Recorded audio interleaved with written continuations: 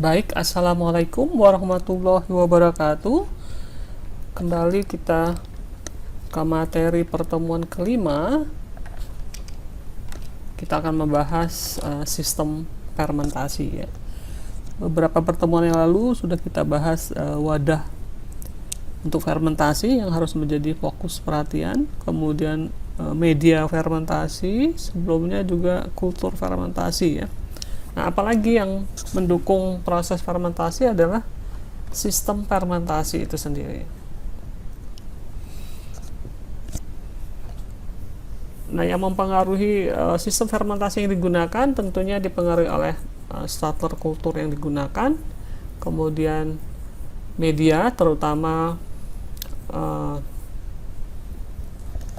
tahapan pengumpanannya ya, kemudian lingkungan ya, dalam hal ini suhu, pH, oksigen, dan lain-lain. Nah, bagaimana mengoptimalkan kondisi lingkungan? Minggu yang lalu kita sudah bicarakan dengan menggunakan fermentor yang sesuai, sehingga lingkungannya bisa diatur dengan optimal. Nah, untuk mengoptimalkan lagi, tentunya dengan memilih sistem fermentasi yang tepat. Sistem fermentasi dapat dioperasikan dalam 3 sistem ya, batch, sistem batch, kemudian feed batch, dan continue. Nah, silakan diperhatikan simbol-simbol ini. Batch di sini ya, ada tanda silang masuk, artinya umpan setelah masuk jadi ditutup ya, jadi selama fermentasi tidak ada umpan yang masuk. Kemudian selama fermentasi juga tidak ada yang keluar, jadi sistem ini dianggap sistem tertutup ya. Nah, sebaliknya pada sistem continue, maka selama fermentasi ada aliran yang masuk dan juga ada aliran yang keluar.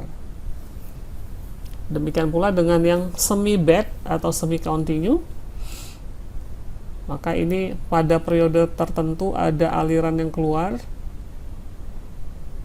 kemudian ini pada periode tertentu ada aliran media atau substrat yang masuk ya. Nah, mengapa ini diperlukan? Kita akan bahas pada sistem yang ketiga ini, mengatasi kelemahan-kelemahan yang terjadi pada sistem batch dan continue ya. Sistem batch atau disebut juga sistem curah, disebut sistem tertutup karena dianggap tidak ada yang masuk dan tidak ada yang keluar selama sistem berlangsung selama fermentasi. Contohnya seperti ini ya, kalau kita melakukan fermentasi di dalam suatu wadah Erlenmeyer, setelah medianya disiapkan, semuanya disiapkan, kemudian dibiarkan terjadi proses fermentasi, baru kemudian dilakukan pemanenan ya. Sehingga pada saat proses fermentasi tidak ada aliran yang masuk dan keluar. Nah, berapa kalikah terjadinya pengumpanan substrat? Sekali saja di awal persiapan ya. Dari urutannya substrat fermentasi, kemudian disterilisasi, kemudian ditambahkan starter inokulum, dilakukan fermentasi, kemudian panen. Nah, ini skema sederhana dari etanol dari tutus tebu yang dilakukan juga secara batch ya. Jadi ini substrat beserta tambahan substrat ya, kemudian dilakukan fermentasi, kemudian dipanen ya dengan cara penghentian fermentasi, kemudian dilakukan destilasi, dihasilkanlah produk bioetanol. Nah, dari skema gambar ini bisa kita simpulkan bahwa terjadinya secara batch ya, karena pengumpanan hanya sekali saja ya, dan selama fermentasi tidak ada keluar masuk. Contoh yang lain adalah pada pembuatan penisilin ya, juga dilakukan secara batch fermentasinya.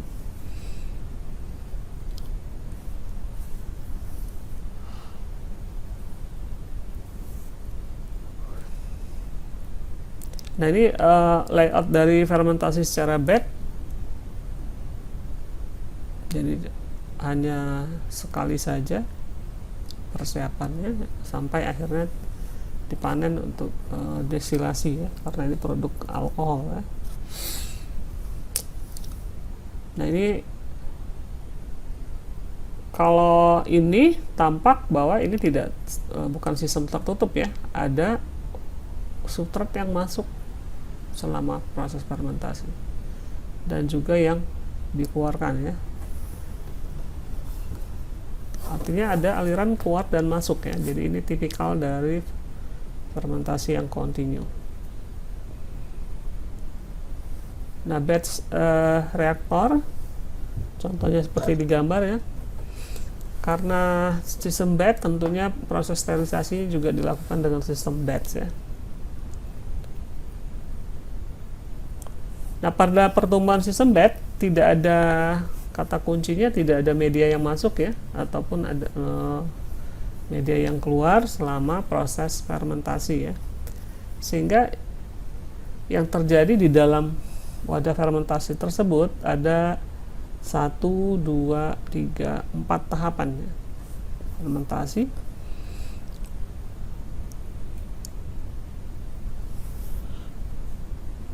Nah, pada kurva fermentasi kita mengenal di titik 5 sampai 15 ya, terjadi kecepatan yang sangat panjang, kecepatan tubuh yang sangat cepat.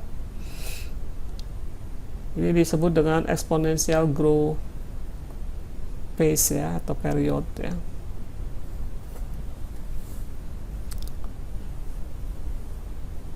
Nah, kita lihat pada fase eksponensial itu sel yang hidup sangat tinggi, jadi sel yang hidupnya berwarna biru ya.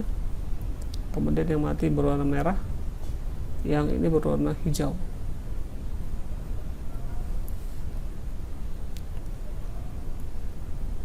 Nah, pada fase stasioner sudah ada dead cell. Pada fase dead cellnya lebih banyak. Nah, apa saja yang terjadi pada sistem batch tadi? Pertama, fase penyesuaian ya, atau fase lock ya. Ini kalau lihat di gambar sini, ini fase lock, masih menyesuaikan diri, belum ada pertumbuhan yang berarti. Nah, mengapa menyesuaikan? Karena medium mediumnya berbeda dari medium penumbuhan mikroba ya, jadi termasuk baru. Kemudian fase pertumbuhan dari kultur atau inokulum tersebut ya, jadi mulai ada pertumbuhan. Kemudian terjadi sintesis komponen penting sel.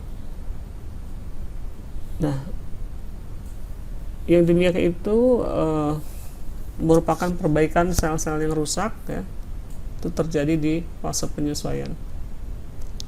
Nah, apa yang terjadi jika terlalu banyak yang harus disesuaikan? Tentunya proses fermentasi menjadi lama ya, karena fase waktu terlalu lama. Nah, fase yang berikutnya adalah fase eksponensial atau fase log.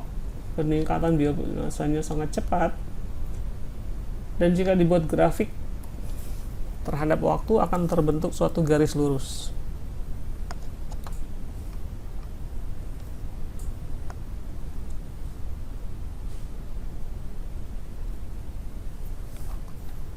Fase log atau eksponensial, pertumbuhannya digambarkan sebagai pertambahan biomasa sel per periode waktu tertentu ya, atau dx per dt sama dengan suatu konstanta kecepatan pertumbuhan dikali konsentrasi biomasa sel awal, kemudian t-nya adalah waktu. Nah, apakah pertumbuhan eksponensial akan berlangsung terus?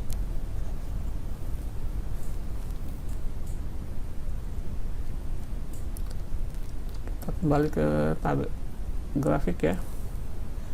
Fase eksponensial ini mikrobanya tumbuh pesat. Apakah ini akan berlangsung terus? Tentu tidak ya. Ada faktor pembatas di sini sehingga setelah eksponensial dia akan menuju ke ke fase stasioner.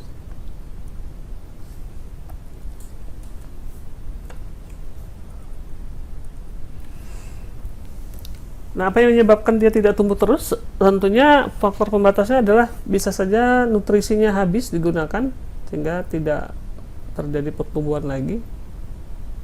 Kemudian adanya tumpukan produk di dalam media ya, karena ini sistem batch, sehingga kalau berhenti di fase eksponensialnya, apa yang terjadi kira-kira?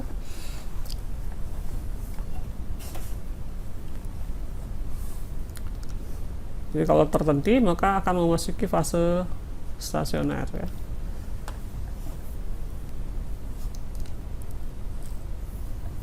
Nah, berdasarkan grafik kita tahu bahwa produksi biomasa itu terjadi di fase log ya. Pada produk metabolit primer, itu metabolit yang terjadi di fase-fase pertumbuhan cepat, ini di sini ya, itu disebut dengan metabolit primer ya.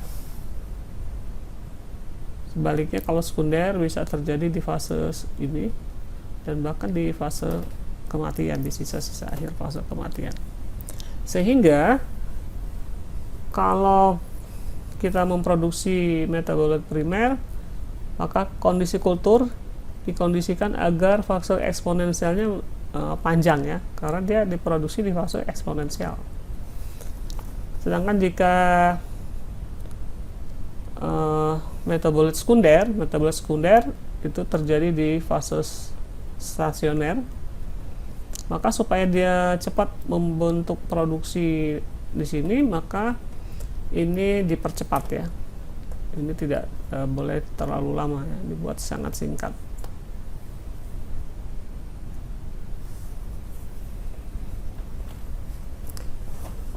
Nah, kelemahan pada sistem batch karena tidak ada lalu lintas yang masuk keluar, sehingga makin lama substrat terlarut itu lama-lama habis, kemudian oksigen juga dalam fase gas itu bisa habis, kemudian terjadi pH yang berubah drastis dan terbentuknya produk atau metabolit yang menghambat pertumbuhan. Nah, karena keterbatasan ini maka beberapa industri akan melakukan proses fermentasinya secara kontinu.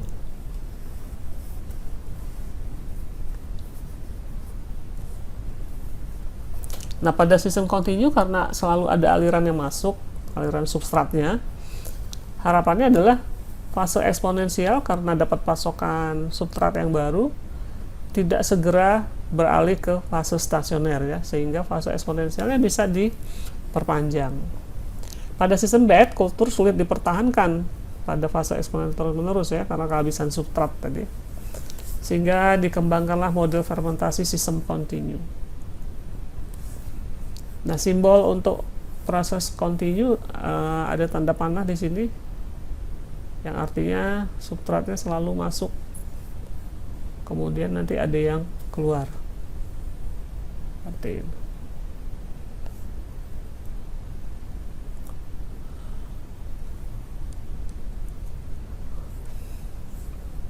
Ini contoh pada pembuatan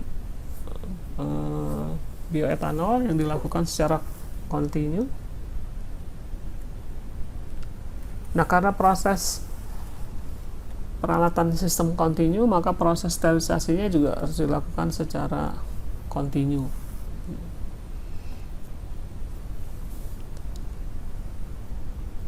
Contoh sistem kontinu ini diwakilkan oleh dua gambar utama ya.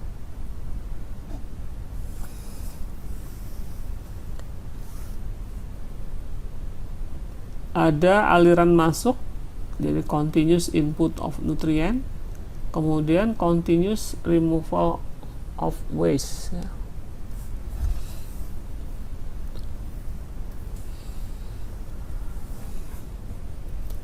Nah, di dalam ini adalah aspergillus niger, kemudian senyawa asam sitrat, karena Aspergillus niger adalah mikroba penghasil asam sitrat.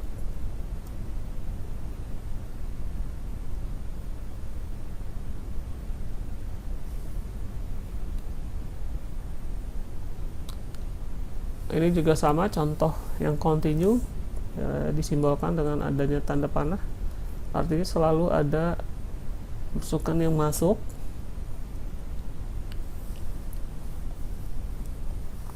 Ini juga sama ya, ada aliran nutrien masuk, ada tanda panah di sini.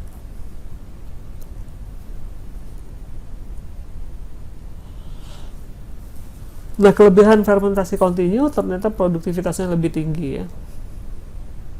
Kemudian konsentrasi sel dapat dikontrol,